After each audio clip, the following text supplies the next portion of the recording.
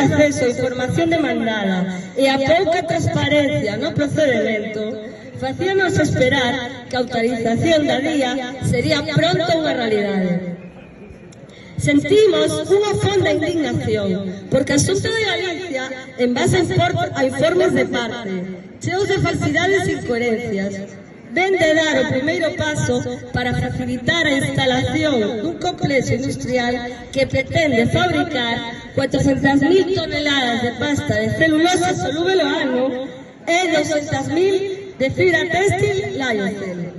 e que entraría en contradicción co medio ambiente na zona e coa explotación racional ecolóxica dos recursos agrícolas e gandeiros da comarca do Ulloa, que entraría tamén en contradicción coas actividades turísticas ligadas ao Camiño de Santiago, porque a comarca do Ulloa ten a explotación racional de todos estes recursos ao seu medio de vida. Estamos indignadas e sentimos unha forte dor, porque ninguén en Galiza sabe mellor que a comarca de Pontevedra o que se pon vivir nunha fábrica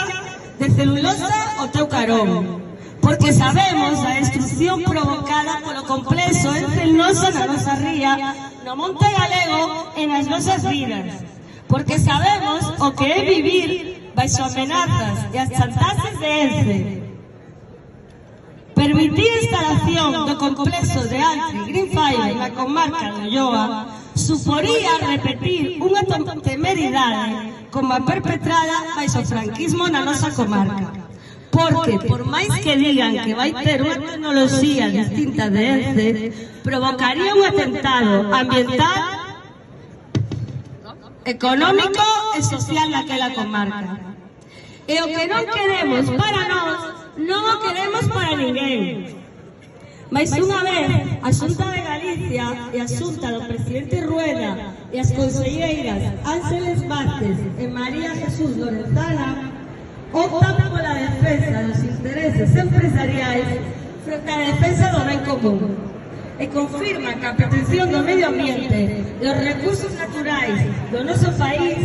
non está recollida no modelo deseñado para Galiza desde o PP. O goberno galego, con esta decisión, amosa o máis absoluto desprezo polo medio ambiente e pola calidade de vida e a saúde das persoas.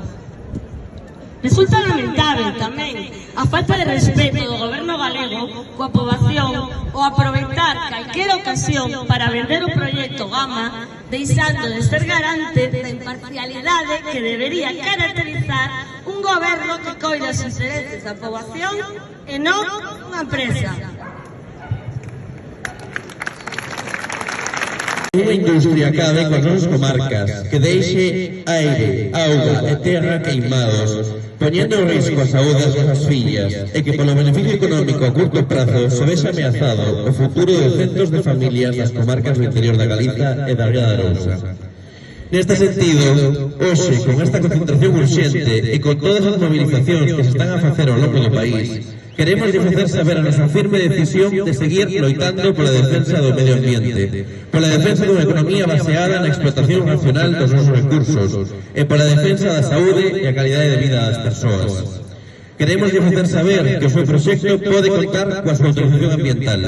pero carece da necesaria autorización social, que nós non nos renunciamos á loita contra a instalación de Altri na comarca da Ulloa, e que seguimos loitando pola vía administrativa e pola vía judicial para que este proxecto non se chegue a facer nunca realidade. Queremos deixar moi claro que, por máis atrancos que nos poñan, non imos ceder diante desta agresión.